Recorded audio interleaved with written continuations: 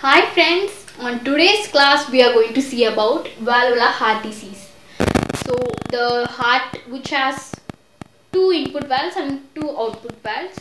So there will be some diseases in these valves and it is classified into valvular stenosis and valvular regurgitation. Valvular stenosis is nothing but if the valve get narrowed or fused or thickened, the blood flow will be not normal and there will be obstruction in the blood flow. What is valvular regurgitation? Regurgitation means, in a simple term, they will named as a backflow. Okay, so due to incomplete closure of the valve, there will be a leakage or backflow of the blood. So this is what the types of valvular disease, and we are going to see each type of valve disease. The first valve we are going to see is mitral stenosis.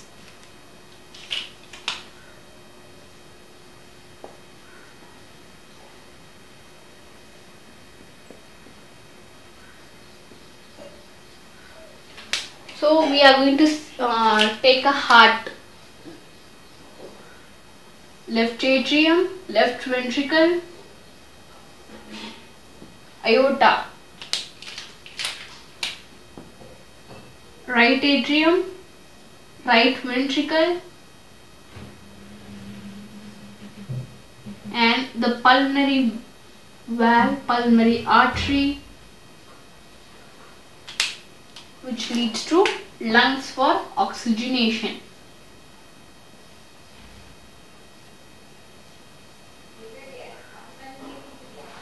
Okay, so now what happens? Mitral stenosis means, we know the mitral valve is present between left atrium and left ventricle. The valve which is present between the left atrium and left ventricle named as mitral valve, they have two cups.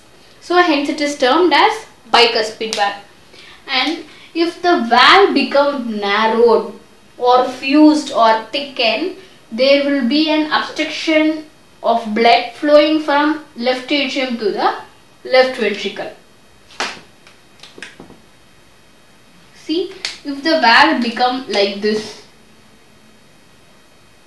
the blood won't flow in a sufficient flow. Okay, sufficient flow of the blood will not take place here, and hence what happens? So here the pulmonary vein is connected to the left atrium.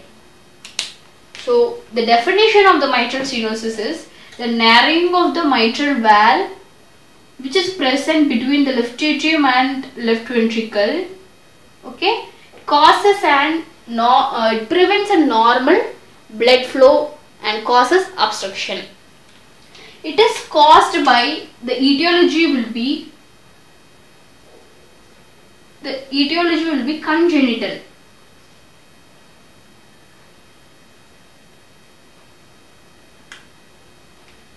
Congenital. If any heavy calcification happens, the calcified elements will be stuck in here and it will lead to obstruct the normal blood flow. Okay, so due to heavy calcification.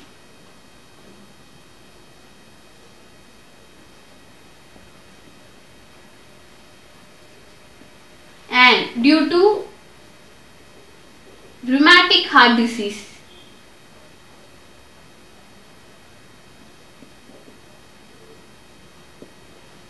Okay, so these are all the causes for mitral valve stenosis. And what is the pathophysiology take place here? See, when we have a stenosis here, narrowing here, there will be a damage to left atrium as well as left ventricle, because left ventricle want to collect the blood from the left atrium through the mitral valve, but the mitral valve is narrowed.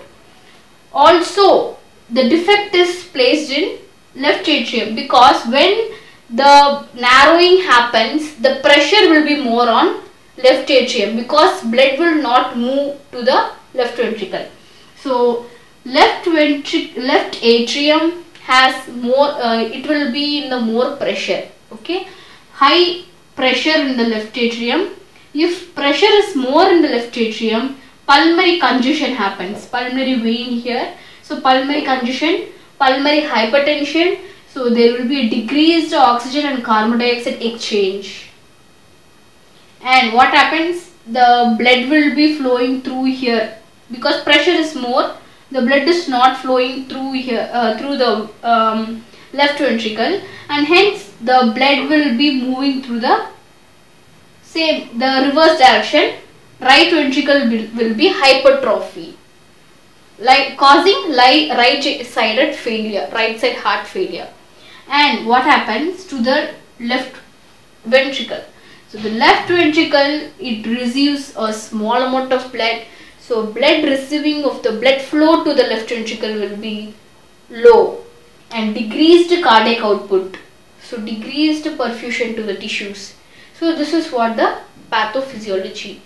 There will be increased pressure in left atrium and hence causing right heart failure, and there will be a low amount of blood collecting to the left ventricle, and which causes decreased cardiac output, and there will be a decreased tissue perfusion. This is what pathophysiology. Coming to symptoms in the patient with mitral stenosis, there will be breathlessness and cough. Breathlessness and cough is due to pulmonary congestion. Okay, so the blood is congested, more pressure is there in the pulmonary side. So pulmonary congestion, due to pulmonary congestion, breathlessness and cough is take place. And fatigue. Fatigue is due to decreased cardiac output. And we have hemoptysis. Hemoptysis is bleeding in the nose. Okay, bleeding, nasal bleeding, and this is due to the pulmonary congestion as well as pulmonary hypertension. And chest pain. Chest pain is due to pulmonary hypertension. More of pressure will be in the lungs. Okay, and then thromboembolism diseases and thromboembolism complications will be there. Thromboembolic complications. And this is what the clinical features. Okay. Now, what is the sign we have to diagnose here is, sign will be atrial fibrillation. Atrial fibrillation. This was the first sign. And second one, loud first start sound. The S1 is the first start sound. So it will be loud in mitral valve stenosis. And the third one, there will be a mid-diastolic murmur. Mid-diastolic murmur. So this was the sign of mitral stenosis. And the investigation which should be done here is, first, ECG. In ECG, there will be a right ventricular hypertrophy. Right ventricular hypertrophy. And the R wave will be tall. Okay, so normal wave will be P, Q, R, S, T. Okay, so P, Q, R, S, T. Normally the R wave is tall, but it will be more tall in the case of mitral stenosis. Okay, so tall R wave. In X-ray, we have enlarged left atrium because pressure is more. The left atrium become hypertrophy. Okay, enlarged left atrium. And in echo,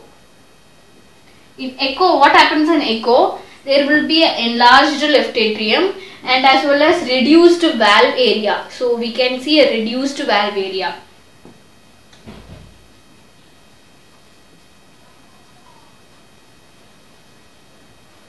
Okay, so we can use Doppler's echo also. Doppler echo, and cardiac catheterization can be used for the pulmonary hypertension and pulmonary congestion. Cardiac catheterization.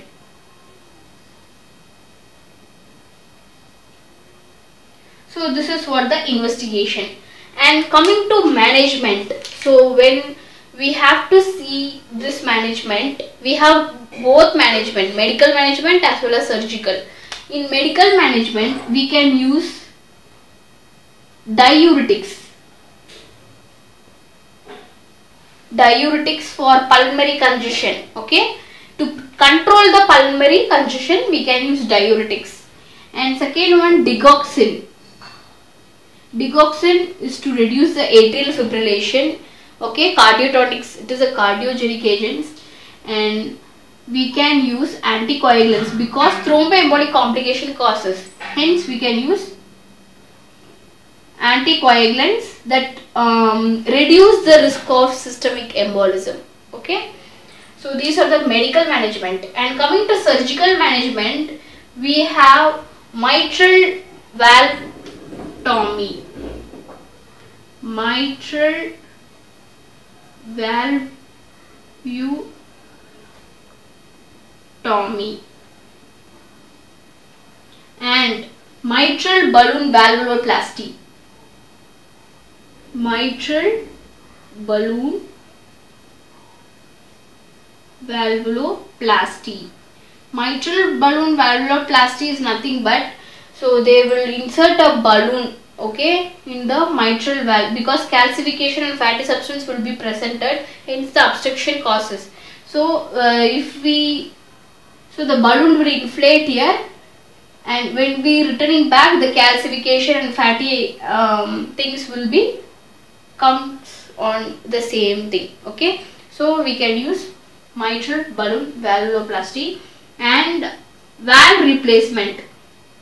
So we can replace the valve if not possible with medications, and these two procedure we can replace the valve. Valve replacement. So this is about the mitral stenosis.